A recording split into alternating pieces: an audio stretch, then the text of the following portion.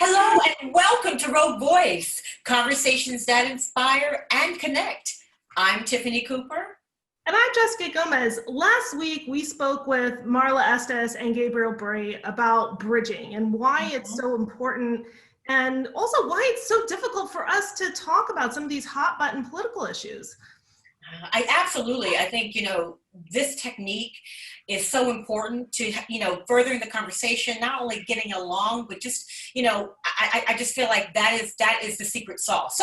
But during our discussion today, we will explore further how using bridging techniques can help cultivate an environment where through diversity is truly valued in politics.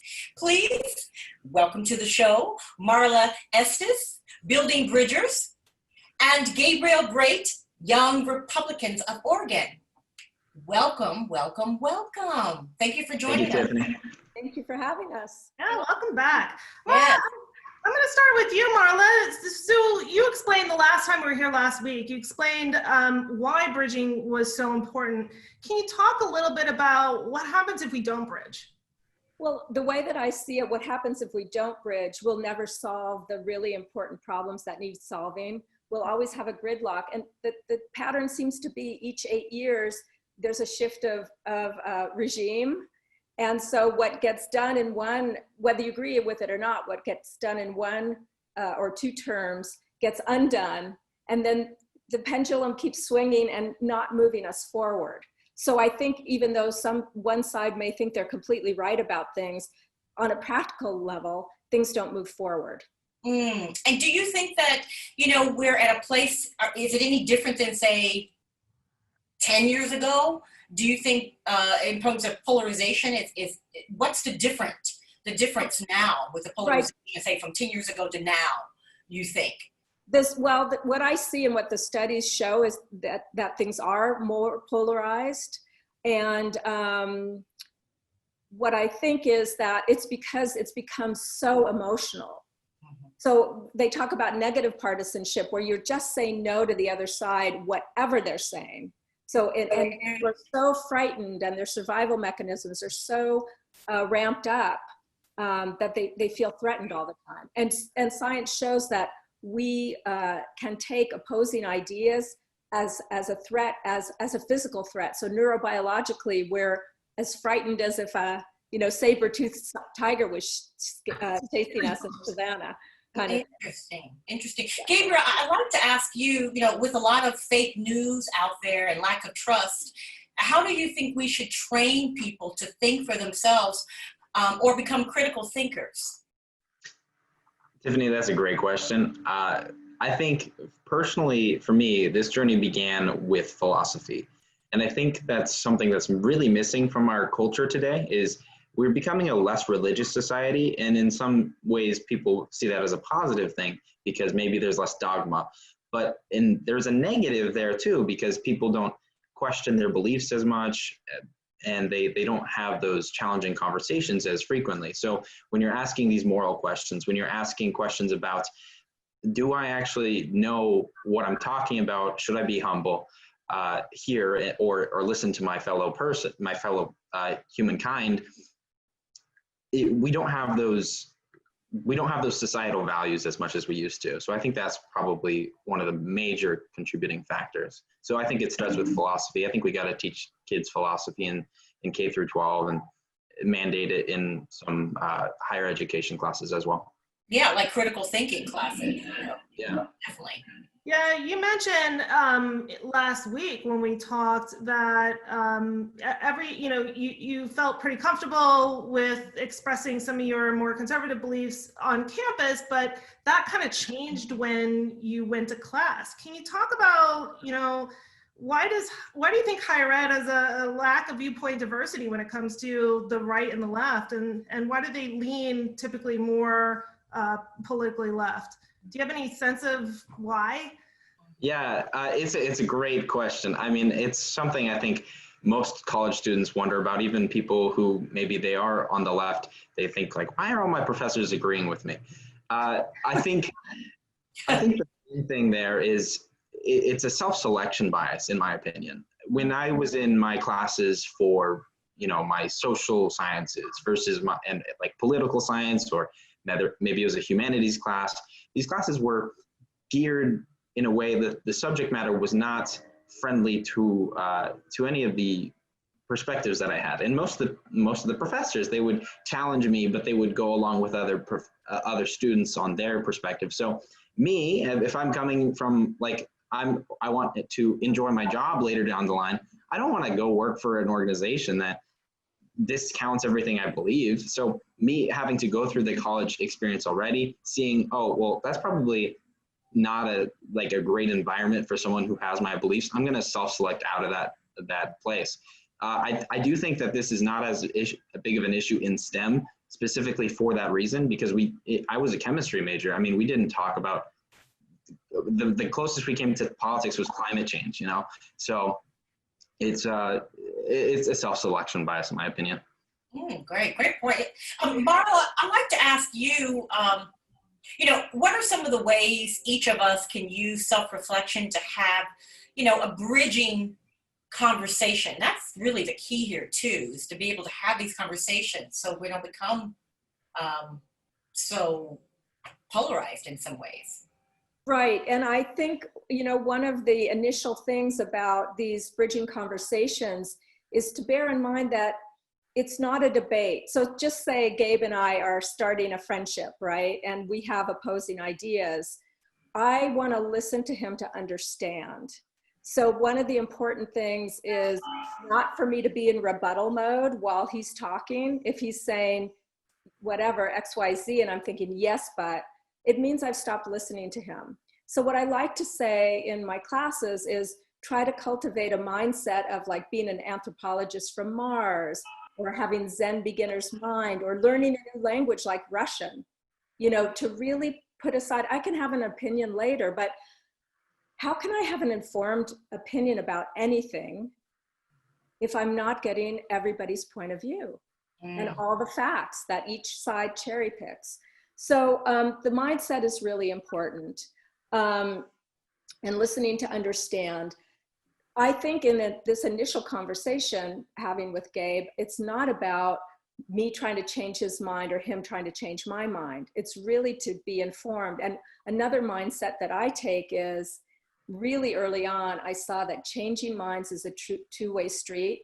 And if I'm trying to have a conversation with someone with the ulterior motive of changing his or her mind, it's not a very honest conversation. It's something else. It's persuasion. Mm-hmm. I mean, what I would hope, if Gabe and I had opposing points of view, we could establish what we both think, and then later on be in a more debating mode to try to come together to a more accurate picture of reality, instead of just this one-sidedness. It's interesting that you brought up like this whole idea of, looking at, watching people and sort of taking in these new ideas or opposing ideas in the way that you would study a different culture.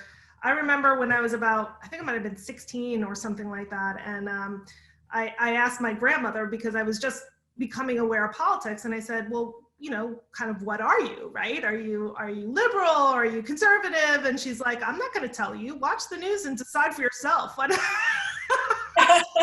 answer. You can talk to me and try to figure it out if you want. Great answer. You made me really work for it. Oh, that's a really good point. And another thing is, thank you for that, because if I'm generalizing and pigeonholing Gabe as like, oh, he's a conservative, and I have a gut level, trigger reaction towards him, that's going to blind me to what he's saying too. So the labeling can really get in the way. And what I find is, when I really talk deeper to people, that I find that they're more nuanced than the label. Like, I was talking to somebody who identified as more progressive, but on certain things, they're quite conservative, on certain policies. So we do each other a disservice by keeping each other in these pigeonholes. Absolutely. The boxes really kill us. Putting in the boxes, a box that you didn't sign up for, Exactly. thrown in. But it's partly the problem of the two-party system, because we kind of have to make a choice. So that's the system too, that forces us to pick the lesser of two evils anymore. But to get back to also what to cultivate is what Gabe pointed out so well last time, is if we can cultivate curiosity and humility, and really wanting to know about the other side. That's really important.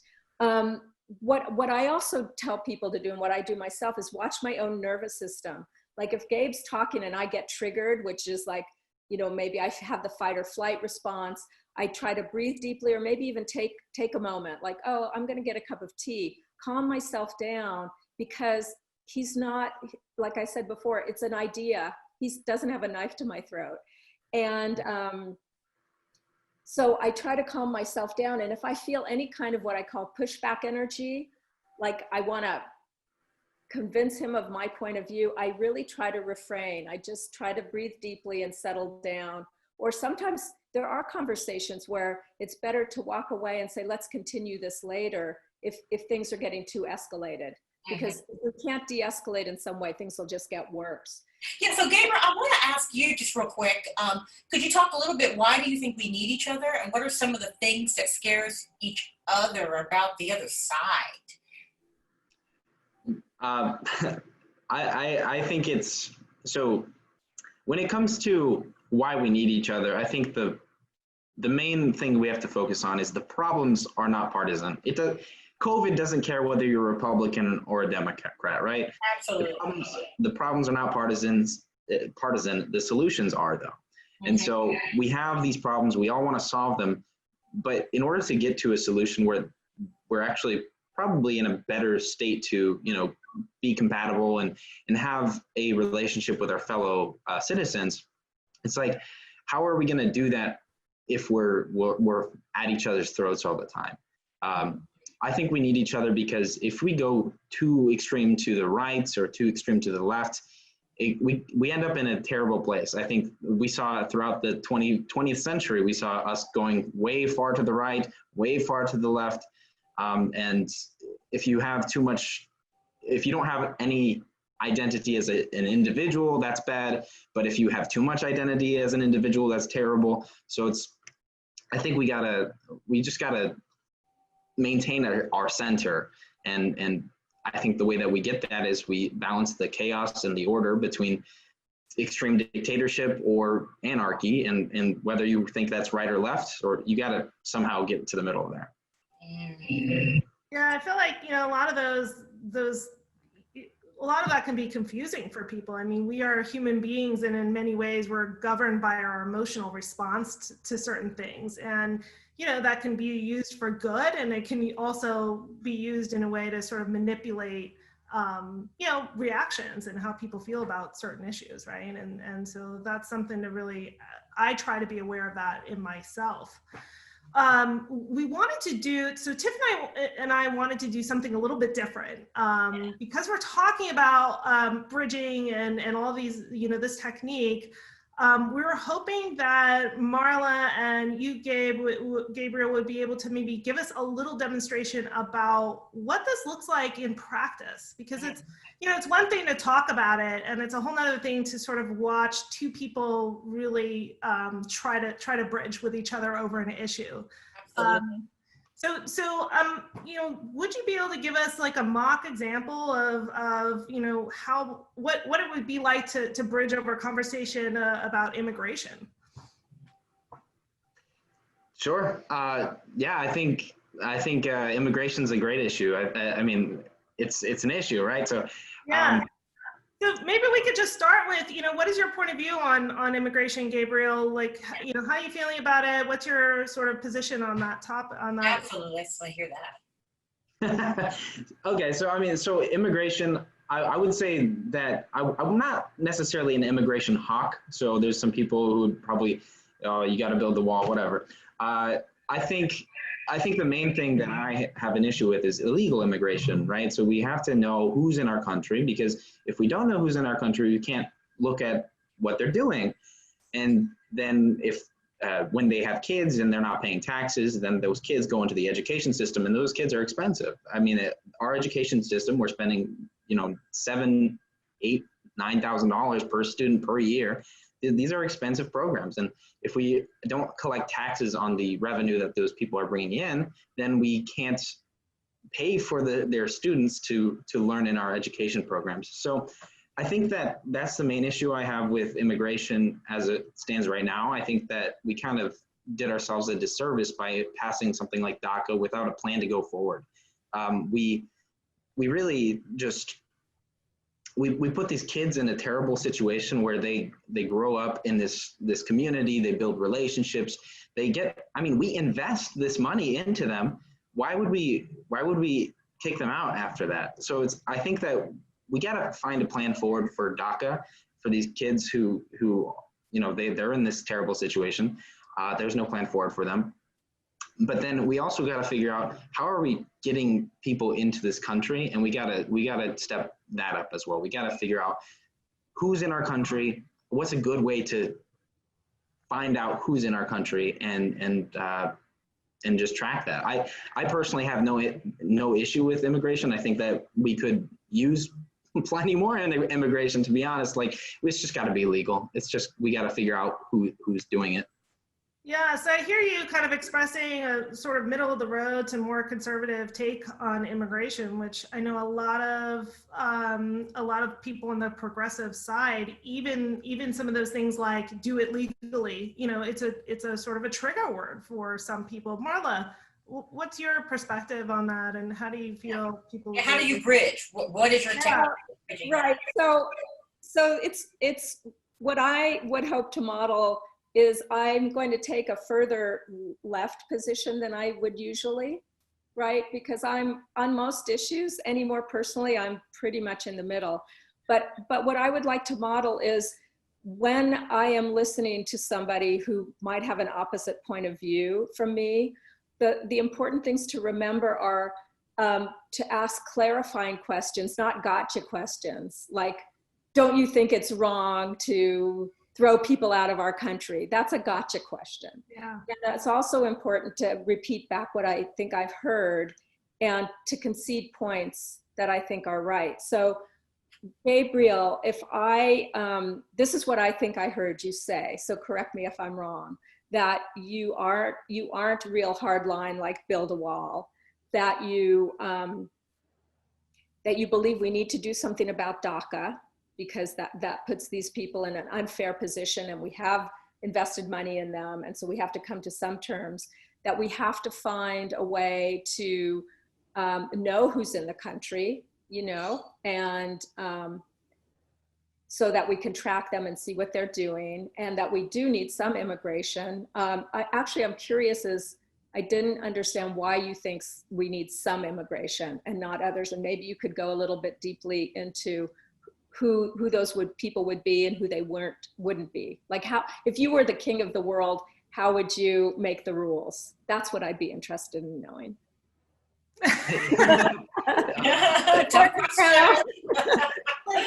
Ready. Marla, I appreciate you asking that question. I think that when I look at our entitlement programs, and that's to me, that's the biggest issue in this country. It's like, we have to have more immigration due to we got to get more people having jobs. We got to get more people paying into these programs, because we're not having as many kids as we used to. And if we don't have kids, then we're going to just have a population curve that just deteriorates. And then all these programs that, generally the older people in our society depend on are just going to become insolvent. So that's the main thing that I see, like, from just a broad perspective. We got to have people come in to pay for the programs that we've already developed. And that's maybe kind of like not a good way to look at it, but I think we got to have people come in as well, just because if we're going to be the best country on the planet, we got to have the best people on the planet coming in. That's really it. I've never thought about that in that way, that about the lagging population in the US. So what you're doing for me is you're giving me new information that I didn't know before. And what I really like what you're saying is that you're bringing in other elements. Like, I think sometimes I and others tend to look at things very narrowly, but what you're showing me is that, wow, there's this is the broader playing field for the issue of immigration. So thank you for that. So how would you determine who comes in and who doesn't? So Marla, I think that we need to have people who are good for our country come in, and people who are bad for our country stay out of our country. And I'm not thinking we need to have everyone come in who has a bachelor's degree. Like, you don't need to necessarily have a bachelor's degree to be an immigrant to the United States. I think that if you don't have a criminal record, or if you have demonstrated, excuse me, if you can demonstrate a path forward for yourself in being self-sufficient and adding to the community, then I'm all for people coming into this country. Marla, what's your perspective on all this? Well, okay, so my perspective for the sake of this is I'm going to take the perspective of all open borders. And so I think that we have enough resources to handle an influx of immigration. I think if we didn't spend so much money on defense, we would have more money for the social network. And I think that America is great enough to help human rights in other countries by improving people's lives here, and also offering them political asylum from countries where they're really being mistreated. So partly for me, in this conversation, it would be a human rights issue. When you said social network, what do you mean by that? Oh, the social safety network, the entitlements, what you would say. And I know that some people have a problem with that word.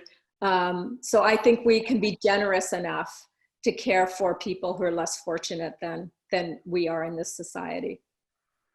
And you also brought up America being like a leader by acting as a place for refuge. Can you talk a little bit more about that? Well, I think we are in such a good, I know we have problems in this country, but we're in such a good state in terms of infrastructure. And, well, here's a whole other topic, the whole law and order thing. A lot of these countries, I know people who have fled their countries and are here illegally because they lived in villages where there couldn't be militia, there couldn't be police, because the cartels would just kill people, So I think those people that I know like that, I'm really moved that they have a place that they can be safe. So the question that I have is, so I hear like a really nice conversation going back and forth, lots of really good questions. What happens when each person feels like the need to like kind of dig in and start refuting some of those? What do you do with that energy? How do you sort of work through that? Yeah, and also how you deal with someone who may be an immigrant and they're emotional. Like you talked about, Marla, the emotional aspect. What happens when they didn't do the first step and take the emotions out and come to the table with humility? They're coming at the level 12. Do you then back off and don't do the breathing technique because they're already at a 12 and you're like, oh, let's just start at 1 and then build? Sure, how this is going to go. Yeah, you can tell when people are already coming in hot, not ready to listen. Do you just stop? Or do you just go, how about them Dodgers? No. But the thing I really want to say, this is an art, not a science. But I do find the more that my nervous system is calm and the less I have a horse in the race, the better it will be. And that we can work on the relationship without working on the relationship, just backing down, empathetic statements, like I can understand how you feel that way. You can be empathetic with somebody without agreeing with them, but I can sense in myself what's going on. And like I said, if I'm feeling that fight energy or pushback, I know to either change the subject. It's not always right to push through. Because once you've ruined that trust, people get averse to each other, like, oh, I'm not going to talk to that person again. So how do you keep, my question for myself is, how do I keep my authenticity, but still be a bridging kind of force in the relationship? And this works for marriages. This is not for politics. It's like but see, I think what was happening between Gabe and I, we weren't worked up. That's right. Yeah, you guys were very calm and logical. Oh, yeah. But I think it's important to be able to use this technique, and I can see this being used at Thanksgiving dinner with extended family, right? Mm-hmm. Everyone has a different opinion, and you have some members who are coming in hot. So I guess knowing what position you want to take before, if you have a family member that's just ready to kill, do you not have the conversation? Because not everyone's going to be calm. And I think what's beneficial is how to work the extremes, because we know how to work the in-between. But how do you work the extremes where you're like, I want to use this technique and I really want to understand, but in a calm way? Or do you just say, we can agree to disagree and then change the topic until there's a calmer time? Because I find that that's what people are doing more than ever. It's that it starts off calm and then it ends a little heated. How do you still keep that authenticity of that bridging technique? Well, there's things like humor, like especially self-deprecating humor, like, oh, I guess I touched a nerve in myself or something like that. Some way to humor is always good. And love, like reminding the person, like, you are really important. Gabe, you're really important to me.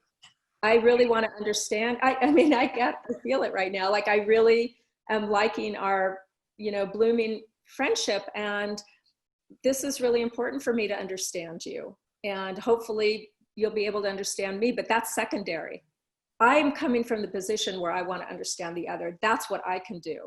And the other thing that is a problem is that most people are confusing now opinions with facts. And this probably really fits into Gabe's work about free the facts. It's so important now because what Gabe and I didn't do, if you notice, we didn't argue about facts. I didn't say to him, well, prove to me that, entitlements cost so much. But we really do need to get to those facts. But if we're too worked up and we're too ideological about our position, we can't. But if I'm basing a really strong, say I think, no, immigrants aren't costing our country a penny more. I've heard people say things like this. It's not the time when they're worked up to say, well, actually, if you look at the data, this is the data.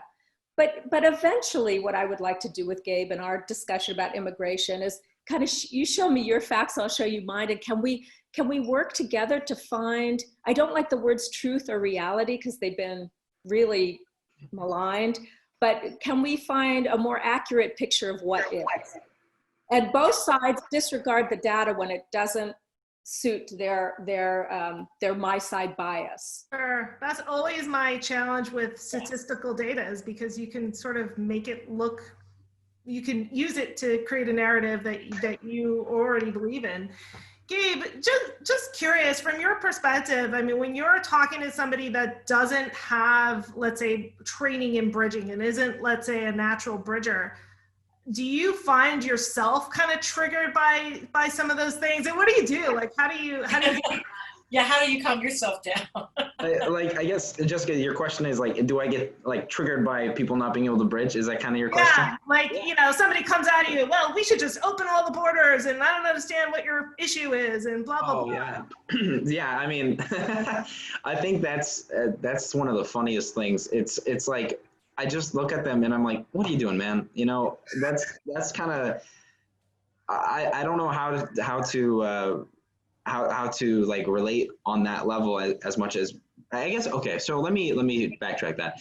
I have been in that position before where I have my facts, I've got my facts, I've got my talking points basically that I stole from someone else, and I'm going to go spout them at someone that I know personally and I have a friendship with, and I'm going to go ruin that relationship. Like, that's a terrible idea. Why would you do that? So, but I understand, like, that person wants to feel right. So you kind of when I've been in that situation on the receiving end, I've just kind of conceded some points. I say, okay, well, I've never considered that. Like Marla, she says, I've never considered this, or you just kind of ask questions, and I find in myself, I'm like, man, this is not going to be the same kind of conversation I want it to be. But the thing is, once you introduce them to this like the Socratic method, if you want to consider it, like you ask them questions about their own perspective, then they kind of have to. It forces that that humility that we were talking about last time, and then I think going forward, you know, everybody starts somewhere. So going forward, hopefully they can have more productive conversations. Yeah. I agree. I feel like in conversations, sometimes you have to kind of asking the questions, being truly interested is the safe space and that place of trust to go, okay, he allowed me to give my opinion and he seems like he's respectful, even though I know he doesn't agree. Okay, well, I might be willing to listen to you now. That kind of exchange. And you're right, you might not have the kind of conversation that you want, but at least you're not ruining a friendship. And I had this conversation with my friend. We have a thing we're starting where it's race conversations. And it's about, at the end of the day, we still want to be friends. So what do we need to do in this conversation? Still be friends, even though we may disagree with certain things. And that's the number one thing. We're not willing to let the conversation override our friendship. It's just not worth it. One last question that I have, and I wouldn't ask it, but I think it's important. There are a lot of people that are not necessarily the most aware of what people's views are around them.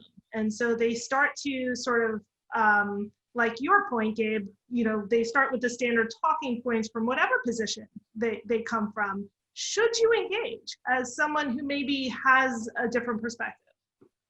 Or should you just let them do their thing and not, you know, not engage with them? So Marla, I'm just going to jump in here. I think you have to. I mean, unless they're violent, okay. So the absence of a free, open exchange of ideas is violence, because then it's just people are going to, well, I'm going to use my force against you to make you believe what I think. So if you don't have those conversations, we'll end up in a worse situation where we're just beating each other up. And honestly, we're starting to see that. So I think that this is an important conversation to have, more important than ever. Thank you. I wish we were able to have an extended conversation, but we're out of time. So I want to thank you, Marla and Gabriel, for taking the time to talk with us today. Jessica and I know our viewers are probably like, their heads are on a swivel, thinking about all this great information that we learned from both of you today. So remember to tune in to Rogue Voice online every Thursday at 4 p.m. Pacific Standard Time, and connect with us on our YouTube channel and Facebook, where you can send us a message or leave a comment. We want to hear from you. So tune in. Thank you, and we look forward to seeing you next time. Thank you. Thank you. Thank you, guys. Thank you.